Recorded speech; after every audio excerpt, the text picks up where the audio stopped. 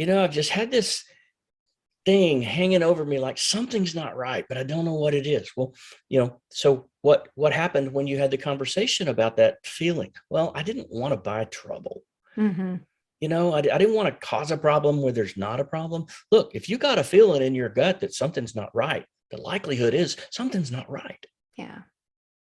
So when it's a matter of knowing when things aren't working, we usually do. We have to give ourselves a little more credit. We're usually in a relationship where we know one another like the back of our own hand. We know what tendencies are. We know what likelihoods are. We know what our experience has been. And then we also can usually accurately predict a person's response or reaction to certain types of things. Mm-hmm. So maybe the reason I know something's not working, but I know better than to have this conversation because it's going to get ugly real fast.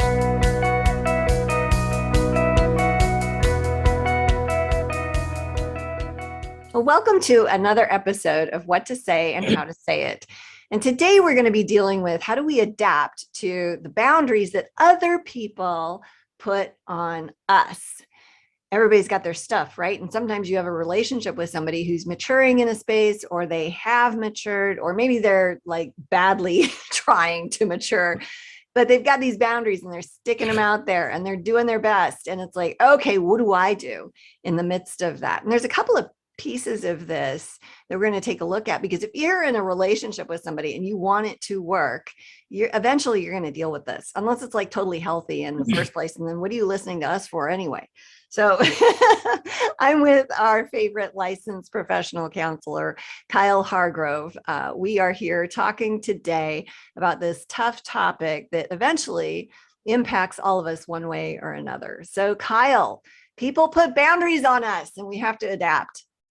I know, as we're kind of just spending a minute or two going, what are we going to talk about today?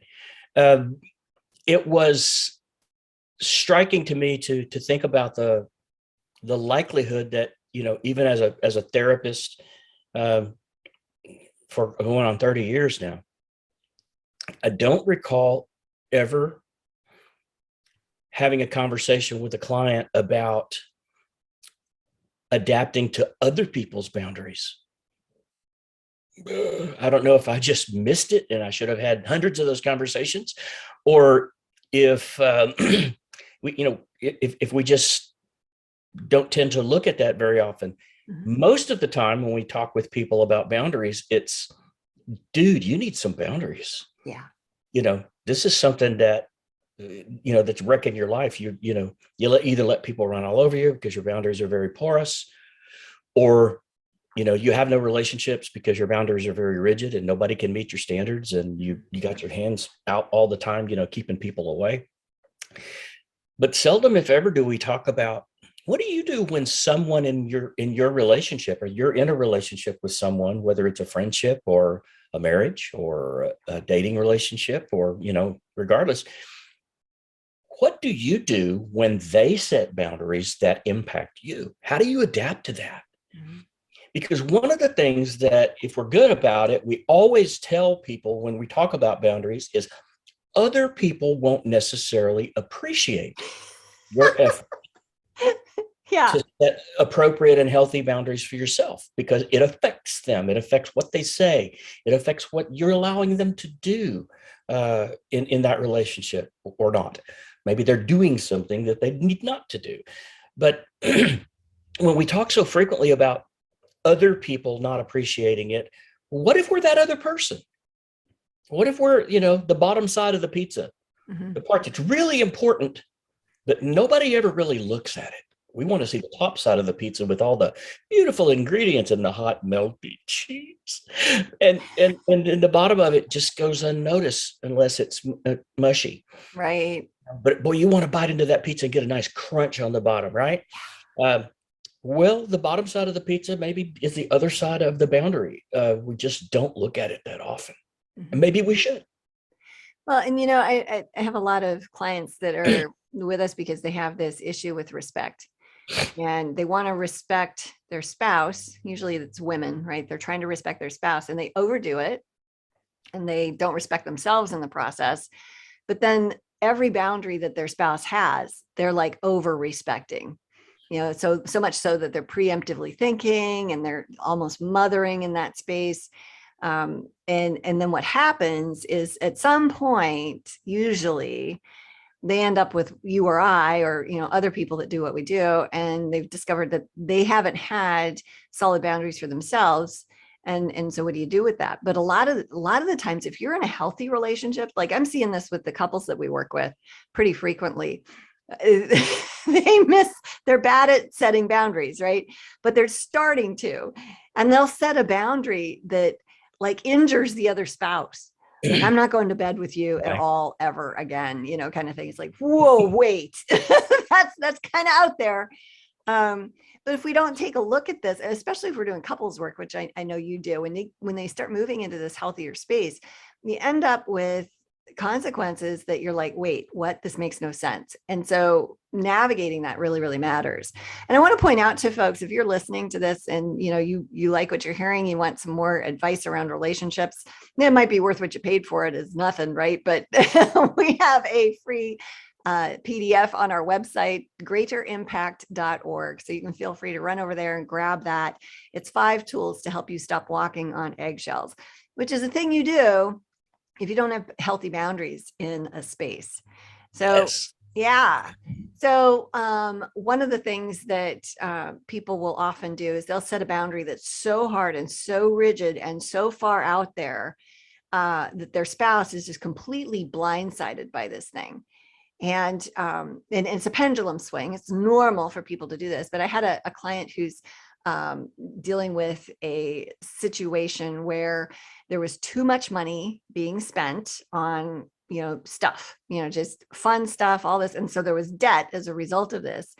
And so and she was participating in this. And then they went to a seminar and they decided, okay, we're going to get our money stuff together. Well, they swung all the way over to the other side. She didn't really, she wanted a spending account, right, for her fun stuff during the week and whatever. And the husband was like, no, we're going to like jump in. We're going cold turkey, zero, no luxury this month at all. We're not doing entertainment. We're not doing anything. And she's sitting there going, wait a minute, what?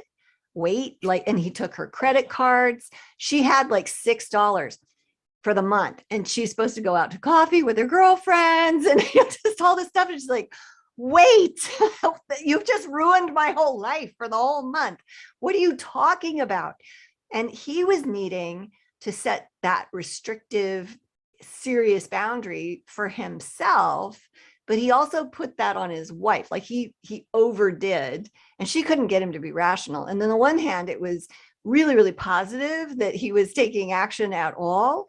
But then it's also super negative because she's like, how am I going to put gas in my car? Like, dude, let's talk about this. So it was a hot disaster, lots of conflict. I want to know what you think about that, because it's like too hard of a boundary.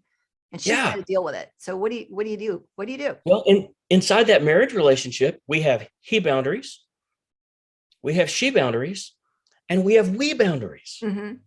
Okay. So I think that you're saying, dude, let's have a conversation. The conversation makes it a we boundary. Mm-hmm. It makes it something that's about us. It makes it something that we both need to take part in as far as the conversation and setting the parameters for that issue or whatever it is. There are some boundaries that I need to set for myself. There are some boundaries my wife needs to set for herself. We need to respect those for one another. But then there are the ones that we have to sit down and say, all right, this is a condition or a position that we find ourselves in. It's important that we work on this one together. So what do you do with, like, in their situation? He's uber conservative, and I'm not dissing conservative people. I mean, I'm pretty conservative, but he's also in the mindset that whatever the husband says goes. She doesn't have any income of her own. And he's like, no, I've spoken. This is how it is. Obey your husband, submit, woman. It's one of those. And she's like, what do I do with this? Right. So what advice would you give to her in that situation? He's not into we. Yeah. That's a tough one because, my opinion and my interpretation of that scenario is that there's a misinterpretation of scripture going on there. Yeah. For sure. That someone is taking a little piece and part of the scripture that they feel they would like to have applied to the relationship, but they're leaving out what's before it and what's after it. The context in which it is utilized, and then the things that are commanded, Mhm. To a husband, where that respect and that submission is concerned. Mhm. So the first thing is we're operating off of a faulty system to begin with. Yep. If we feel like, the only one who gets a word or the only one who gets to make the decisions or the choices is the husband, that's wrong. There's really no other way around that. That's an archaic and inaccurate perception Mhm. of what God and the Bible tell men and husbands to do as leaders of the household.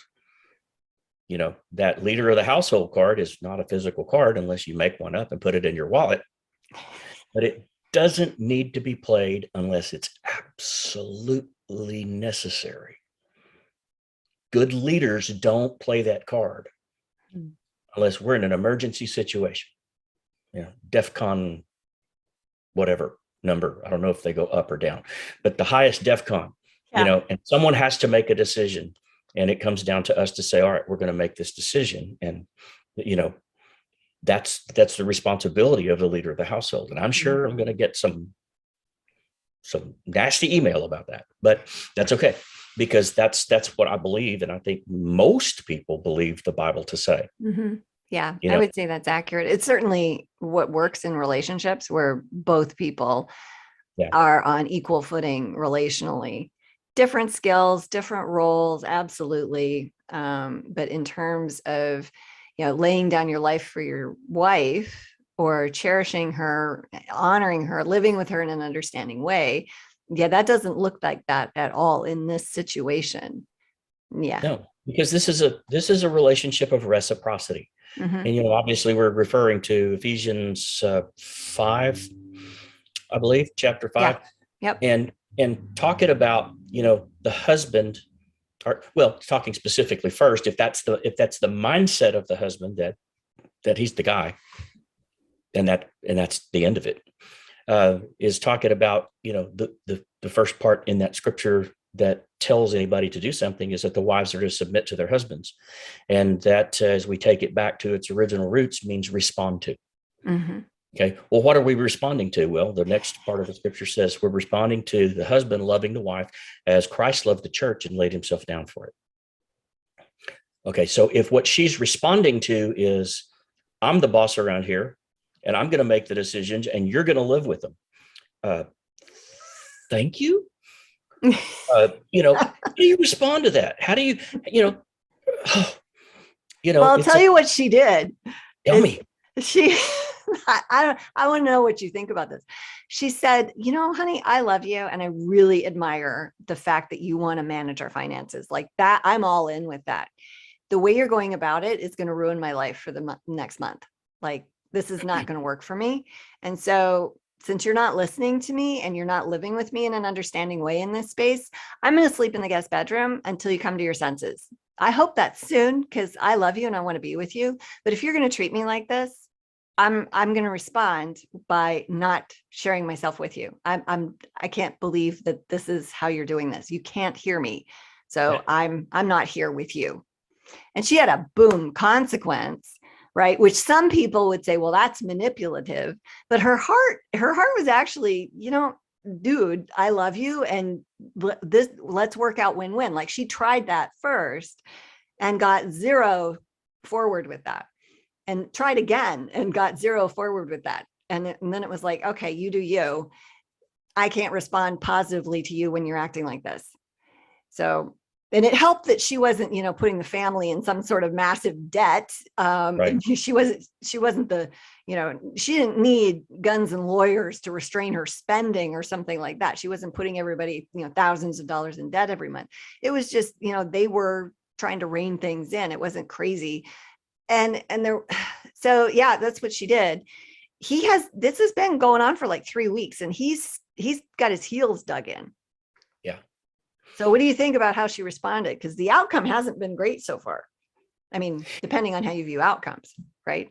Yeah, I mean, my first thought is, whoa, that is a little bit manipulative. That is a little bit, it's pretty strong as far Mhm. as a reaction is concerned. However, at the same time, it's saying, I have a dog in this hunt too.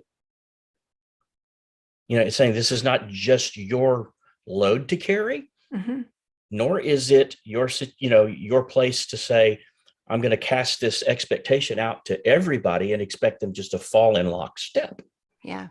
That's not the most effective leadership style. Let me just say that, and I'll Mhm. stop there. Okay. But there are places where he's got his heels dug in, but it looks like she has hers dug in pretty well too. Yeah, I think she swung too far. I think she did exactly the same thing that he did and swung too far to the other side. If she'd have said, "Hey, what would you do?" And I tend to not give advice specifically, but if I was in that situation, and I'm not, thankfully, but if I were, I would say something like, you can't go buy groceries. Looks like dinner may not happen. Yeah. And then when dinner doesn't happen, and he's like, "Where's dinner?" Then you can go, I would love to make dinner, but we're out of groceries and I don't have gas for my car and I don't even have a credit card to go buy groceries. So I guess we're fasting tonight, darling. Smaller Well, thing. and visualize, we use terminology sometimes to make an example, and we talk about digging your heels in. Visualize, if you will, a situation where people literally dig their heels in. Okay. So when you think somebody's digging their heels in and they're leaning back, what do you see? I've got a horse on the end of a lead rope with all 4 feet planted and everything in them is moving the other direction away from me. Exactly. And Yeah. I see a game of tug of war. Yep.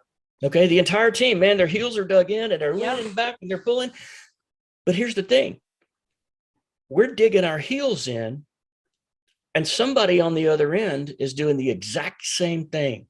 Okay. So we're not only not on the same page, we're attempting to drag somebody else to ours. Yeah. And how do people typically respond to that? Not well.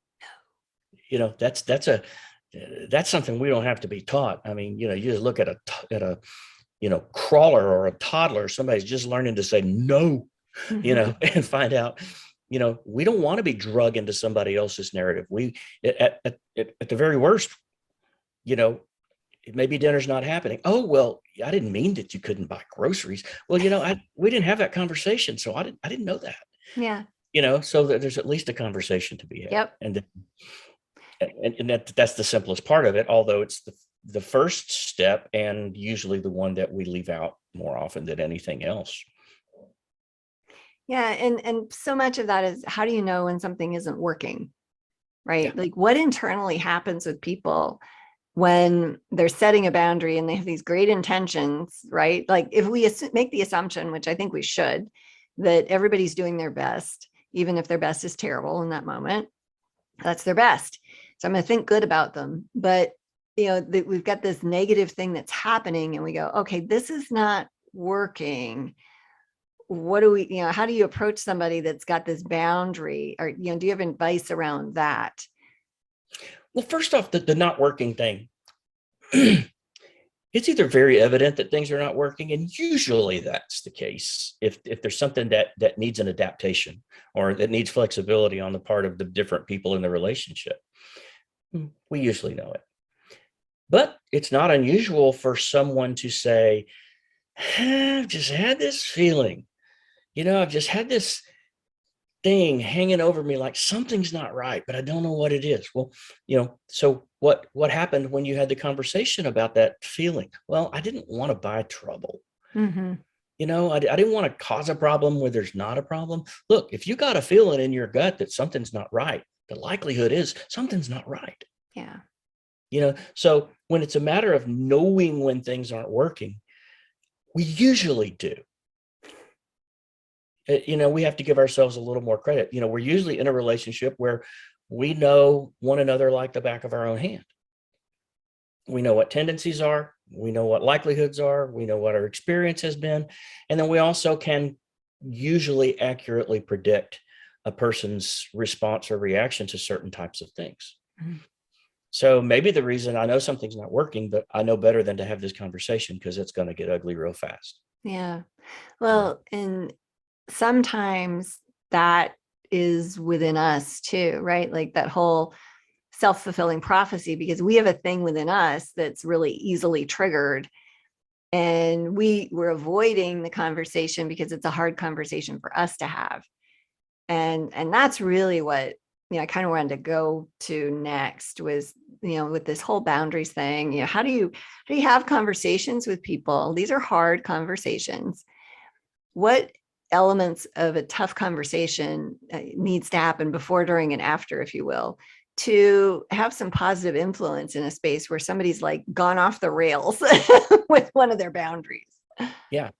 Well, this typically, this is indicative of a deeper problem that we saw much earlier in the relationship, which is we don't communicate openly about difficult things.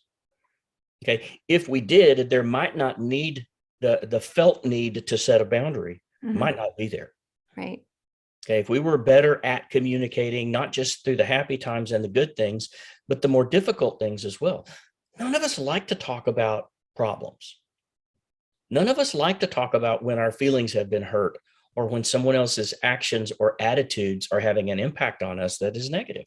We don't like to bring that up because the first thing most people are going to do is, the defense wall. They're going to get defensive when we say things. And so this happens when couples and people in relationships lack the transparency to talk the truth. Mm-hmm. The reasons are two. Number one, we don't want to be too transparent because it might reveal something about us that we don't want really to be part of this conversation. And number two, other people don't like hearing about themselves that you have a problem with them. Yeah. So if someone has set a boundary and suddenly we look up and go, hey, wait a minute, this boundary that you have set and the parameters that go with it is kind of a problem for me. Mm-hmm. That's a conversation that's going to be awkward. Yeah. And we're going to put it high on our priority list of feelings, but low on our priority list of that conversation needs to happen. And I'm the one that needs to lead it. Well, and so much of it is, do we even understand why the boundary's there in the first place?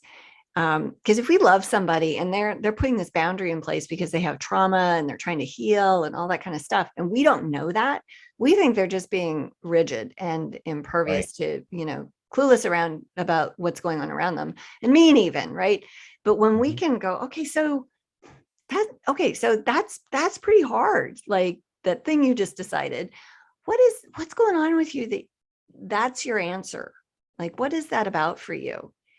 And prying into, that sounds like a terrible word, but you get under the surface of what the boundary is. It's not just because somebody says something doesn't mean that that's how it is either.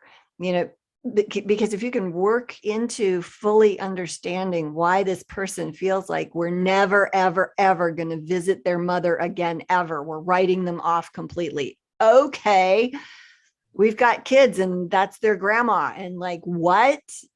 So we can come out with fighting with that, or we can go, okay, honey, that's something's going on here. That's a pretty hard line to take. Like, what's that about for you? What's underneath that? Because I want to understand so I can support, because I want to support you. What happened? And so you bring that out, and it may turn into, oh, well, you can ask questions. Do you want the kids to have a relationship with them at all? What is, and then you find out what's really going on there, and then you can together hopefully make some decisions. But sometimes we just take whatever somebody gives to us as the law for them. This is what I'm doing, and I'm not discussing it. Okay, are you open to me asking you some questions so that I can understand it? No, this is just how it is. Okay, well, I need to think about that, and then I'm going to try later. Like, no is never a final answer when it affects me. And that should be the way it is for everybody. Now, you don't want to nag, but there needs to be some sort of, like you said, interaction, tough conversation. If you can't get to that, you can't really solve anything win-win. That's true. And, you know, a lot of times when this situation happens, there's already a great deal of emotional upheaval going on because someone Yeah. has slammed down a boundary on other people and they didn't know about it. They didn't hear about it. They didn't get any input in it. And our friend that you and I both refer to a lot, Dr. Brene Brown, talks about being in that highly emotionally charged situation. So our emotions that are a 10, our focus is at a 5, and our ability to make a good decision is at about a 0. Yeah, there's that. Yeah. So, so, you know, in that moment, it's not the ability to make a good decision, probably, it's how we go about it. But let's just call it the you know, the golden rule of boundaries. How do you want other people responding to you when you set a parameter? Yep. Okay. The truth of the matter is we want them to respect it. Yeah. We want them to understand it. Or hear us. We want them to understand what they heard, and we want them to respond to it in the way that we've set the boundary. Mm-hmm. So if that's the case, shouldn't it be that when someone else sets a boundary, that we respond to them the same way we would like them to respond to us, which is first off with respect, you know, without shredding their dignity down to nothing by attacking them, but say, okay, I'm not sure I understand. I'm not sure I like it, but I want to hear it and I want to understand it so we can talk about how this affects all of us. Yeah. Uh, and you know, we've got to be careful about going into situations like this and looking at someone coming out a winner and someone coming out a loser. It's Because one of my favorite things about Hope Restored, which is a focus on the family. Uh, what's it called? A marriage intensive. We have one too. And we adopted this from the book 9 Lies That Will Destroy Your Marriage by Greg Smalley and Paul Rand. And it's having a no losers policy. So when you're problem solving, and there's a lot of skills you need to have to get up to this point, but when you're problem solving, you get to the place where I care as much about you having a solution that works and is winsome for you as I do about my own.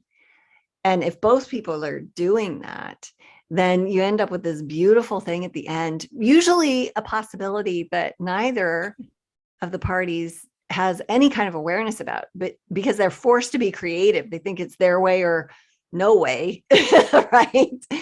And then, you know, but you navigate this no losers policy. And we call that win-win-win, where you win, I win, and the relationship wins.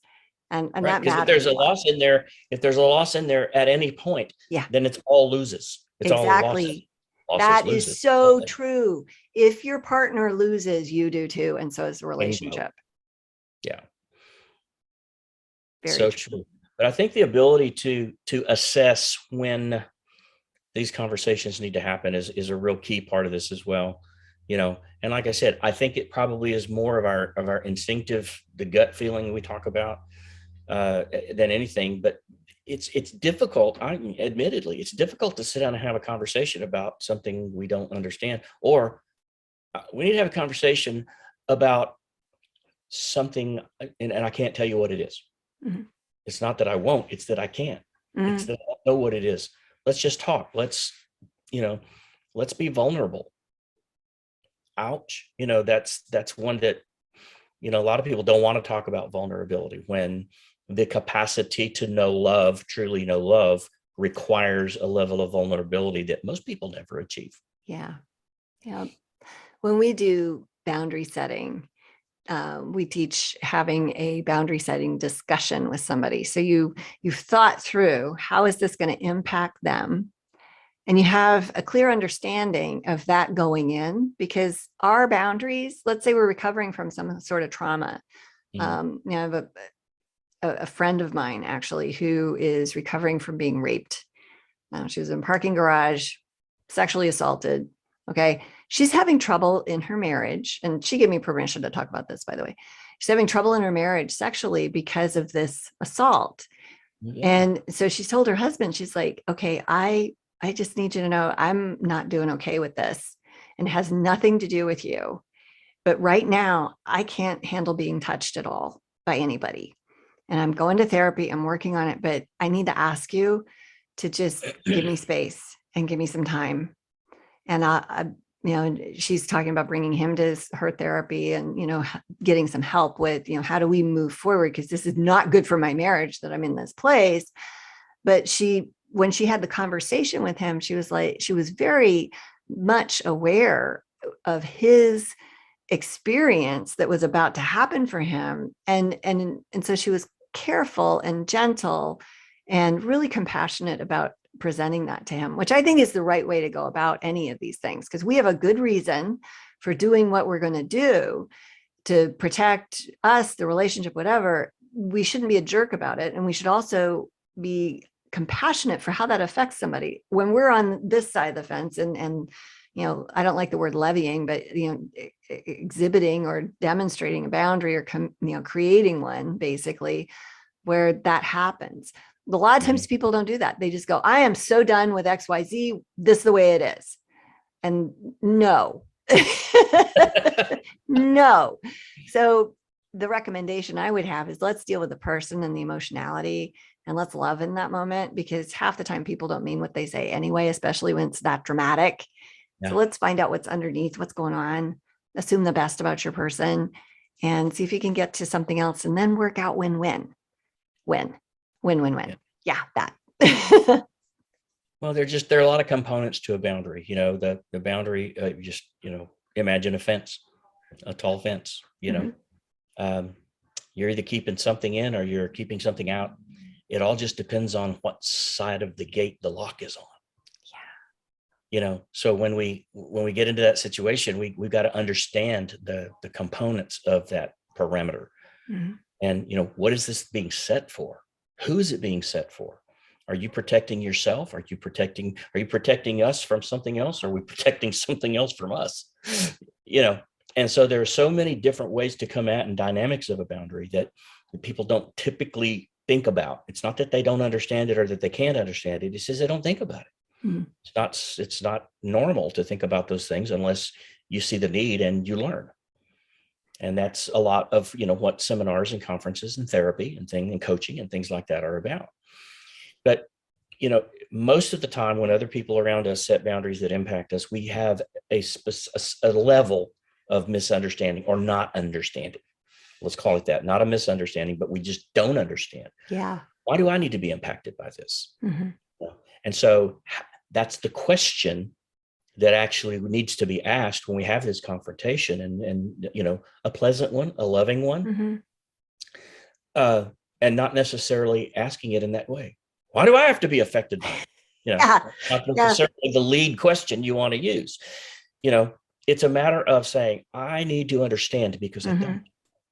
Can you hold and when you're dealing with people that are recovering from some trauma or trying to build their sense of identity, if we can be on their side in that really facilitates. Slow is fast. So if you really support and communicate encouragement, and then you're all in with things, as much as you possibly can be to support them, mm-hmm. then that's a different environment versus I don't like this, I'm going to push back. It's oh my goodness, how can I help you? Which is what people that have undergone trauma need. They need a span of time in a safe environment. So how do we become those safe people when our spouse is losing their ever-loving mind over something and needs to create safety for themselves? Because that's what this is really all about. Yeah, and how we do that is that conversation. If I'm going to initiate that conversation with my partner, I need to initiate the conversation, and it needs to be about them. Yeah. Not me. Yep. Maybe my biggest question is, how is this going to affect me? But as far as that conversation goes, let that come out. Yeah. Let it come out naturally. But when I go in, it's like, you've set a parameter, you've set a boundary. I understand it. I respect it. And I want, but I want to know about it. I don't understand it. And I need to hear from you. Can you please help me mm-hmm. understand it better? Yeah. So we make that about them, and we give them the control and the power, actually, to now navigate that conversation and say, this is the reason I felt the need to set this boundary. This is what I need for me, and then it's going to come up, and this is how it affects you. Mm-hmm. Or have you thought about how that affects me? Because there are a couple of scenarios I can envision that I'm really not okay with. Hard conversation, because the other person, in a lot of situations is going to finally, the person who set the boundary is going to say, fine, I just won't do it. Never mind, Yeah. forget about me, and that's rather passive aggressive. But at the same time, like I said, these are difficult conversations and they have to be handled very, very delicately. And that requires not just the tool belt, but the tools that go in it. Yep, absolutely. Well, thank you so much, Kyle. Good stuff around this tough topic today. And if you guys want to hear more about how to do conflict, because guess what? You start heading into these tough conversations, you're going to have conflict. So might as well learn more about it. Just check out our next episode on dealing with conflict, and that will help you be more successful in these areas. Have a great day. Thanks for stopping by.